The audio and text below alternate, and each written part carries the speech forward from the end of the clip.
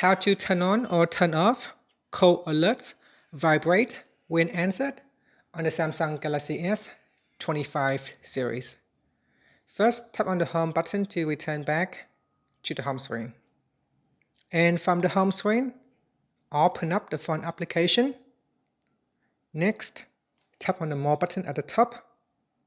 Then from the pop-up menu, tap on Settings.